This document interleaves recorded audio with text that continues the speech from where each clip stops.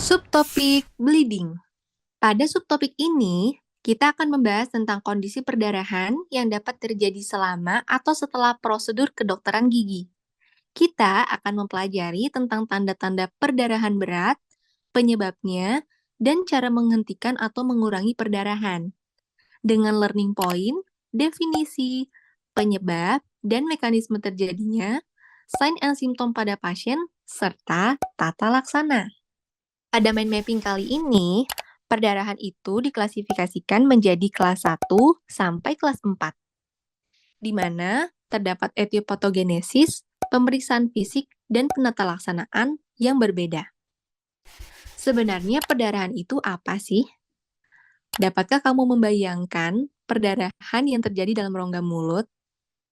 Perdarahan itu adalah keluarnya darah dari pembuluh darah ke dalam ruang ekstravaskular karena kehilangan kontinuitas dari pembuluh darah. Dalam kedokteran gigi, perdarahan ini dapat terjadi pada saat setelah dilakukan ekstraksi atau bedah lainnya. Darah itu keluar setelah ekstraksi merupakan suatu hal yang wajar. Namun, apabila sangat banyak darah yang keluar dan terjadi dalam waktu yang lama, maka hal ini merupakan sebuah komplikasi ya teman-teman. Menurut American College of Surgeons Advanced Trauma Life Support, klasifikasi perdarahan itu berdasarkan dari banyaknya jumlah darah yang hilang. Mereka dibagi menjadi kelas 1 hingga kelas 4. Pada kelas 1, jumlah darah hilang itu 15% dari volume darah dalam tubuh. Namun, tidak ada perubahan pada tanda vital dan juga resusitasi cairan tidak diperlukan.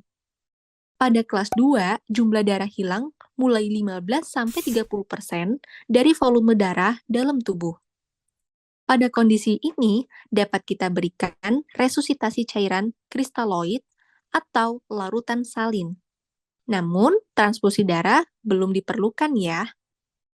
Pada kelas 3, jumlah darah hilang sebanyak 30-40% dari volume darah dalam tubuh.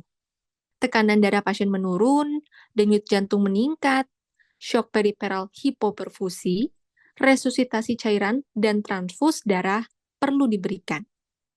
Dan kondisi paling parah adalah kelas 4, di mana jumlah darah hilang itu lebih dari 40%. Tubuh memerlukan kompensasi transfus dan resusitasi cairan yang tinggi untuk menghindari adanya kolaps dari sistem kardiovaskular. Etiologi perdarahan dapat dikelompokkan menjadi 2. Ada perdarahan yang karena kondisi medis, dan ada juga karena kondisi surgical. Pada perdarahan dengan kondisi medis, bisa jadi perdarahan itu terjadi karena kerusakan pada dinding sel darah, trombosit, baik kualitas maupun kuantitas, serta karena faktor pembekuan.